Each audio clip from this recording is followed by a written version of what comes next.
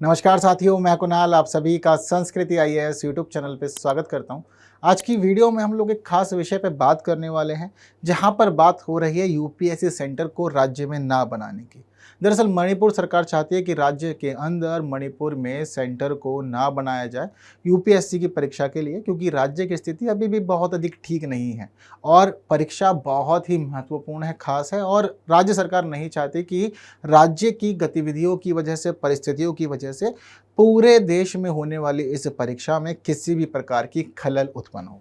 तो इसी सब चीज़ों को लेकर के एक मामला पहुंचा है दिल्ली हाई कोर्ट में। दिल्ली हाई कोर्ट में जब राज्य सरकार से जवाब मांगा गया तो वहां मामला सामने यह आया है कि राज्य सरकार चाहती ही नहीं है कि वर्तमान में राज्य की सीमाओं में परीक्षा का आयोजन हो। राज्य सरकार चाहती है कि राज्य से बाहर कहीं भी सेंटर बना लिया जाए।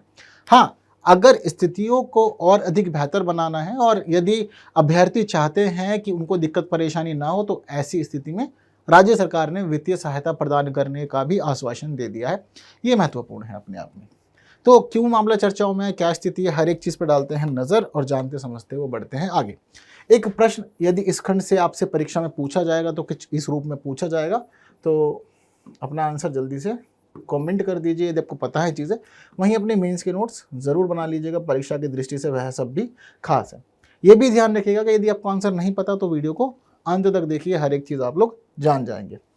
तो देखिए, वर्तमान में दिल्ली उच्च न्यायालय सिविल सेवाओं और भारतीय वन सेवाओं के उम्मीदवारों के लिए अतिरिक्त परीक्षा केंद्र स्थापित करने की मांग वाली याचिका की सुनवाई कर रहा है। दरअसल दिल्ली हाईकोर्ट में याचिका लगी और याचिका लगाते हुए एक वर्ग ने कहा कि हम चाहते हैं कि कुछ और अतिरिक्त सेंटर राज्य के अंदर बना दिया जाए। किसने पिटीशन लगाई और कौन मांग कर रहा है, यह भी आपको बता देता हूँ। यह मांग की गई है जोमी स्टूडेंट फेडरेशन के द्वारा। इस फेडरेशन ने याचिका लगाई, कहा कि हमें कुछ अतिरिक्त केंद्र चाहिए। तो इन्होंने कहा अतिरिक्त केंद्र कहाँ पे बनेंगे, चूड़ाचांदपुर और कांगपोकपी में। इन्होंने कहा कि यहाँ पे बना दीजिए। लेकिन इसी चीज़ों के लिए क्या होगा कि अगर ऐसी स्थिति होगी तो उसके लिए इन्होंने साथ साथ यह भी प्रस्तुत किया कि अतिरिक्त केंद्र बनाए जाएंगे, तो उसके लिए विंडो को फिर एक बार खोला जाएगा, तभी अभ्यर्थी जो है वह अपनी पसंद के सेंटर राज्य में चुन पाएंगे। अब इसको लेकर के मामला पहुंचता है राज्य सरकार के पास, तो राज्य सरकार अपनी चीज़ों को प्रस्तुत करती है। जैसे कि राज्य सरकार की तरफ से एक खास मामला जो है वह प्रस्तुत किया गया है मुख्य सचिव के द्वारा। मुख्य सचिव साहब कह रहे हैं कि सरकार इन उम्मीदवारों के लिए चाहती है कि राज्य में परीक्षा ना हो। वर्ष 2023 में जब स्थिति बहुत अधिक गड़बड़ में थी, उस समय भी राज्य के अंदर परीक्षा का आयोजन नहीं किया गया था। तो मुख्य सचिव साहब कह रहे हैं कि पिछले वर्ष की भांति इस वर्ष भी परीक्षा बाहर ही करा लीजिए। दूसरी खास बात यह है कि यदि हमारे अभ्यर्थियों को, कैंडिडेट्स को परेशानी होती है बाहर जाने की, हम मौद्रिक सहायता उन्हें प्रदान कर देंगे। अभी भी राज्य सरकार का यह मानना है कि लंबा समय हो गया है जातीय संघर्ष के लिए मणिपुर के अंदर, लेकिन अभी भी स्थिति सामान्य नहीं है और परीक्षा में दिक्कतें आ सकती हैं। तो ज़रूरी है कि परीक्षा के महत्व को समझा जाए, उसकी गरिमा को समझा जाए और किसी प्रकार के खतरे की तरफ ना बढ़ा जाए। यह हम लोग पहले से ही क्लियर कर रहे हैं, स्वीकार कर रहे हैं। राज्य सरकार ने खुद कहा है कि हमारी तरफ से जो भी एफर्ट हो सकते हैं, प्रयास हो सकते हैं, हम सब कुछ करने के लिए तैयार हैं हर प्रकार से। ऐसी कोई दिक्कत परेशानी वाली बात नहीं है, लेकिन चीज़ें गड़बड़ हो उससे पहले है कि चीज़ों को ठीक कर लिया जाए। तो यही सारा मामला है। यहाँ पर इन्होंने प्रस्तुत किया कि वर्ष 2024 के लिए परीक्षा का आयोजन जो है वह राज्य के बाहर कर लिया जाए। इस वर्ष की जो परीक्षा है उस परीक्षा का आयोजन 26 मई को होना है। तो कह रहे हैं कि 26 मई को जो होने वाली परीक्षा है इसको आप राज्य के बाहर ही कर लीजिए, मणिपुर की सीमाओं में ना लाइए। पिछले साल का भी इन्होंने कंटेक्स्ट दिया कि 2023 में भी ऐसी स्थिति थी, तब भी राज्य के बाहर ही केंद्र बनाए गए थे। ठीक है, तो याचिका कैसे लगी, क्या क्या मांग हुई, आपको मैंने बता दिया। इसके साथ ही आपको यह भी समझना जरूरी है कि राज्य सरकार का क्या पक्ष है इस पूरे मामले पे। देखो, राज्य सरकार यहाँ पर कह रही है कि अभी वर्तमान में परीक्षा की जो पवित्रता है वह बहुत अधिक खास है। हम सभी यह खास बात जानते हैं कि लगभग 1 साल का समय बीत गया है। राज्य में एक जनजातीय संघर्ष चल रहा है कुकी समुदाय और मैतेई समुदाय के बीच में। अब ये जो दोनों ही समुदाय हैं आपस में एक दूसरे के विरुद्ध खड़े हुए हैं पूरी तरह से। हालांकि प्रशासन और सरकार दोनों ही यही चाह रहे हैं कि यह पूरा विवाद शांत हो जाए, लेकिन अभी तक शांत नहीं हो रहा। विवाद शुरू कुछ इस रूप में होता है कि मैतेई समुदाय जो है यह लगातार मांग कर रहा है कि हमें एसटी लिस्ट में शामिल कीजिए। शेड्यूल्ड ट्राइब लिस्ट जो है, हम खुद भी ट्राइब्स हैं, हमारे लिए ज़रूरी है कि हमारे अधिकारों को संरक्षित किया जाए। और सरकार हमें कुछ विशेष सहायता प्रदान करे, हमें कुछ विशेष स्थिति प्रदान करे जिससे कि हमारा समुदाय विकास कर सके, हम लोग आगे बढ़ सकें। जैसे ही बातचीत शुरू होती है मैतेई समुदाय को एसटी लिस्ट में शामिल करने की, उसी दौरान हम एक खास चीज़ देखते हैं कि कुकी समुदाय जो है यह लोग एक मार्च निकालते हैं। ये लोग मार्च निकाल के विरोध दर्ज करते हैं कि मैतेई समुदाय को नहीं मिलना चाहिए शेड्यूल्ड ट्राइब लिस्ट में स्थान। इसके पीछे का रीज़न इन्होंने यह बताया कि देखिए अभी वर्तमान राज्य की स्थिति ऐसी है कि मैतेई समुदाय का जो प्रतिनिधित्व है वह लगभग 57% है राज्य के अंदर। यानी कि राज्य में आप अल्पसंख्यक नहीं हैं, आप बहुसंख्यक हैं और आधे से ज़्यादा जनसंख्या आपके समुदाय की ही है। कुकी समुदाय ने इसको लेकर के यह भी किया कि देखिए राज्य के अंदर कुकी समुदाय और इसके साथ साथ ही नागा, अगर हम इनकी पॉपुलेशन मिलाते हैं तो मात्र और मात्र हम लोग 43% ही बैठते हैं, जबकि दो कम्युनिटी मिलकर के 43% बैठ रही है और मैतेई 57% अकेले ही। आप अकेले हैं, बहुसंख्यक है, उसके बावजूद आपको एसटी लिस्ट में शामिल होना है, यह गलत बात है। एक दूसरा लाभ मैतेई समुदाय को जो मिल रहा है वह मिल रहा है सरकार से। अभी वर्तमान में अगर हम देखें तो मणिपुर की 60 के अंदर 40 सीटें जो हैं मैतेई समुदाय के पास ही हैं।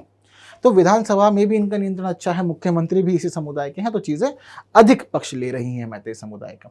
तो इसी बीच हम लोगों ने बीच में देखा कि बहुत हिंसक झड़प हुई, 150 से ज़्यादा लोग इस हिंसक झड़प में मारे गए। बाद में 2 महिलाओं का भी एक इंसिडेंट सामने आया जब उनको नग्न करके सब राज्य में अनेक जगह पर घुमाया गया था। उसके बाद एक बड़ा विवाद भी खड़ा हो गया था। तो यह जो विवाद शुरू होता है शेड्यूल्ड ट्राइब लिस्ट के अंदर नाम शामिल करने की वजह से एक बड़ी हिंसक घटना बन गया था और उसी वजह से यह मामला अभी तक शांत नहीं हुआ है। सरकार भी पूरी तरह से सहमति नहीं बना पाई है दोनों समुदाय के बीच, ये भी हम लोग देख पा रहे हैं। तो इसी को आधार बनाकर जो आने वाली परीक्षा होनी है यूपीएससी सिविल सर्विस एग्जामिनेशन की, कब है? 26 मई को है। तो उसके लिए राज्य सरकार से बोला जा रहा था कि देखिए आप अतिरिक्त केंद्र बनाइए। एक लेटर लिखता है, पहले यूपीएससी आगे भेजता है, सरकार से पूछता है कि बताओ क्या व्यवस्था है, पर जवाब नहीं आया। तो चीज़ें अटकी पड़ी हैं और अभी जब मुख्य सचिव आए उन्होंने कहा है कि राज्य सरकार पक्ष में ही नहीं है कि आप राज्य में यूपीएससी सिविल सर्विस एग्जामिनेशन को ले, क्योंकि स्थिति बहुत गड़बड़ है। तो सरकारी तरफ से पक्ष यही है कि परीक्षा की पवित्रता को बनाए रखने के लिए आवश्यक है कि चीज़ों को राज्य से भी बाहर ही रख लिया जाए, राज्य में स्थिति ठीक नहीं। वहीं दूसरी बात यह भी है कि मणिपुर छात्रों को राज्य के बाहर केंद्र प्रोवाइड करवाना चाहता है और साथ साथ कह रहे हैं कि आपकी यात्रा के लिए वित्तीय सहायता हम देंगे। एक पूर्व स्थिति यह थी कि यूपीएससी की तरफ से लगातार परीक्षा केंद्रों के लिए राज्य सरकार को खत लिखे गए थे, पत्र लिखे गए थे, कह रहे थे कि चुराचांदपुर, कांगपोकपी और उखरुल, इन 3 जगह पर सेंटर बनाए जाने हैं, लेकिन राज्य सरकार की तरफ से जवाब नहीं आया। वहाँ भी दिक्कतें अटकी हुई थी और अभी भी मांग की जा रही है अतिरिक्त सेंटर बनाए जाए, लेकिन सरकार ने अपना रुख स्पष्ट कर दिया है। तो अब आने वाले समय में बिल्कुल यह संभावना है कि राज्य के अंदर इस प्रकार से परीक्षा का आयोजन ना हो, स्थिति संवेदनशील है और राज्य के सीमाओं के बाहर अन्य राज्यों में स्थिति को समझते हुए परीक्षा केंद्रों को स्थापित किया जाए और वहाँ पर ही मणिपुर के जितने भी अभ्यर्थी हैं उन लोगों से परीक्षा ली जाए। चीज़ें क्लियर हैं। हालांकि अभी तक यहाँ दिल्ली हाई कोर्ट ने अपनी चीज़ें क्लियर नहीं की है, क्योंकि कई पक्ष जुड़ गए हैं और हर एक पक्ष को सुनना जानना जरूरी है। जैसे कि सबसे पहला पक्ष हम लोग देख रहे हैं यहाँ पर कि एस्पिरेंट्स का ही आ जा रहा है। भाई सबसे पहले ज़रूरी एस्पिरेंट्स की सुनी जाए, वो लोग क्या चाह रहे हैं, कैसी स्थिति है उन लोग की, उनके मन की क्या बातें हैं, वह क्या क्या चाह रहे हैं फिलहाल आयोग से, किस प्रकार से परीक्षा देना चाह रहे हैं, उनकी सुनना भी तो ज़रूरी है। आप लोगों की सुनी जाना ज़रूरी है ना, सभी लोग परीक्षा देने जा रहे हैं। दूसरा पक्ष यहाँ पर यह है कि भाई राज्य में परीक्षा होगी तो सुरक्षा के इंतजाम किसको करने हैं, जिम्मेदारी आ जाती है यहाँ पर गवर्नमेंट के पास में। तो ज़रूरी है कि गवर्नमेंट की साइड भी सुनी जाए। गवर्नमेंट ने बता दिया कि हम क्या क्या चाहते हैं। इसके अलावा यह भी ज़रूरी है कि यूपीएससी को भी सुन लिया जाए, यूपीएससी का क्या मानना है। यूपीएससी परीक्षा नहीं टालता, हालांकि चीज़ों को संशोधित कर देता है, लेकिन परीक्षा समय पे होती है। अब तक मैंने जो देखा है वह यही है कि वर्ष 2020 में कोरोना महामारी की वजह से परीक्षा को स्थगित करके अक्टूबर महीने में लिया गया था। इसके अलावा कभी भी इतिहास में नहीं देखा गया कि यूपीएससी ने किसी प्रकार से परीक्षा की तिथि में फेरबदल किया हो। हालांकि इस बार भी बातचीत चल रही है, क्योंकि परीक्षा की तिथि बिल्कुल इलेक्शन के बीच में है। अब इलेक्शन के बीच में परीक्षा की तिथि होने की स्थिति में देखो संभावना है कि परीक्षा को टाला जा सकता है, लेकिन ये संभावना जो है बहुत ही ज़्यादा कम है, क्योंकि आयोग ऐसा करता नहीं है। आयोग अपनी चीज़ों पर अडिग रहता है, क्लियर करता है, तो बहुत कम संभावना है कि परीक्षा को टाला जाए। हालांकि बहुत सारे अभ्यर्थियों के मन में यह चल रहा है कि क्या टलेगी या नहीं टलेगी। तो तैयारी करते रहिए, क्योंकि अभी कुछ भी स्पष्ट नहीं है। यदि स्पष्ट होगा तो भी आपको लगभग 15 से 20 दिन पहले ही पता लगेगा, जब आयोग एडमिट कार्ड जारी करता है उस समय ही स्थिति स्पष्ट हो पाएगी, उससे अलावा नहीं पता चलेंगी कुछ भी चीज़। तो तैयारी करते रहना ज़रूरी है। यदि परीक्षा अपने समय पे हो जाती है तो ठीक, टलती है तो भी ठीक, कोई ऐसी परेशानी नहीं है मामले में।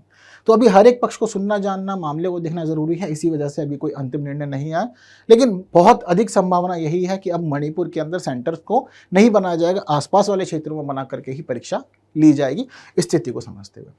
कई लोग जानना चाहते हैं कि कैसे होता है सेंटर एलोकेशन। तो देखिए, आप सभी लोग को एक खास बात पता होनी चाहिए कि यूपीएससी सेंटर्स की एक प्रॉपर लिस्ट जारी करता है। इस वर्ष भी की थी, मैं पहले भी डिस्कस कर चुका हूँ आप लोग के साथ में, दोबारा बता देता हूँ।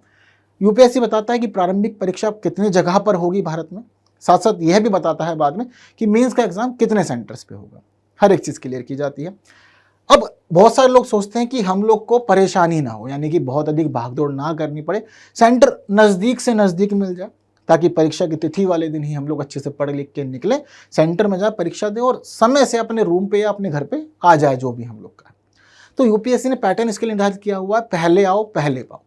आयोग कहता है, देखो मैं हर एक चीज़ बता रहा हूँ, मैंने आपको पहले ही बता दिया था कि फॉर्म निकलेंगे 14 फरवरी को, उसी दिन से शुरू हो गई कार्यवाही। मैंने आपको यह भी बताया था कि फॉर्म भरे जाएंगे 4 तारीख तक मार्च के महीने में। हुआ, लगभग 20 दिन के लिए फॉर्म निकलते हैं, तो 20 दिन के लिए फॉर्म भरे गए, चीज़ें ठीक रहीं। अब फॉर्म भरने के साथ साथ ही आयोग यह कह रहा है, जब मैं हर एक चीज़ बता रहा हूं तो मैं आपको इतना भी बता रहा हूं कि आपको पहले ही तैयार रहना है, समय से फॉर्म भर देना है। लेकिन अगर आप डिले करते हैं तो खुद जिम्मेदार होंगे, क्योंकि हम किसी भी बच्चे को सेंटर लेने से नहीं रोकेंगे। हम ये नहीं कहेंगे कि तुम जबलपुर के हो तो जयपुर में पेपर क्यों देने आ रहे हो, ऐसी कोई बाधा हमारी तरफ से नहीं लगाई जाएगी। किसी बच्चे ने कहा है कि जबलपुर में परीक्षा देनी है तो वह जबलपुर में ही देगा, और ये पूरा पैटर्न, पूरा सिस्टम पहले आओ पहले पाओ के आधार पर चलेगा। हमने हर एक सेंटर के लिए सीटों का निर्धारण किया हुआ है, और उस सीट के लिए जितने बच्चे फॉर्म भरेंगे उन्हें सेंटर उसी जगह पर ही दिया जाएगा। तो ठीक इसी प्रकार की यह पूरी लिस्ट रहती है। सभी के लिए सिस्टम कॉमन है, पहले आओ पहले पाओ। जिसने पहले भर दिया, अगर वो रेड हो गया तो उसके बाद किसी को नहीं मिलेगा। जब तक वह ग्रीन है तब तक फॉर्म डालते रहो, एक्सेप्ट होते रहेंगे, सेंटर वहीं पे ही मिलेगा। कोई दोहराए यहाँ पर नहीं है, कोई परेशानी नहीं होती। तो ये प्रॉपर लिस्ट है यहाँ पर। और मणिपुर की बात करें तो देखिए, इम्फाल का नाम यहाँ पर शामिल है। इम्फाल में सेंटर था, बहुत लोगों ने फॉर्म भरा है, लेकिन अब उन्हें दूसरे राज्य में परीक्षा देने के लिए जाना पड़ सकता है, यह भी हम लोग देखेंगे। तो यह पूरी लिस्ट है। जितने लोग देखना चाहते हैं, बिल्कुल सब कुछ आपके सामने है, कोई दिक्कत परेशानी यहाँ पर नहीं है। तो एक प्रश्न जो मैंने आप लोग को शुरुआत में दिखाया था कुछ इस प्रकार का था, तो अब आपको आंसर पता लग गया होगा, तो जल्दी से आंसर कमेंट कर दीजिए। अपने मेंस के नोट्स ज़रूर बना लीजिएगा, वह भी ज़रूरी है। वीडियो अच्छी लगी है तो बाकी साथियों तक शेयर ज़रूर कीजिएगा। हाँ, आप लोग को आंसर चाहिए होगा तो देखिए, आंसर आप लोग की स्क्रीन पर है। उम्मीद करता हूँ कि आपका आंसर भी सही रहा होगा। बाकी बातें हम लोग अगले वीडियो में करेंगे कुछ नए विषयों के साथ। तब तक के लिए विदा दीजिए। Thank you so much.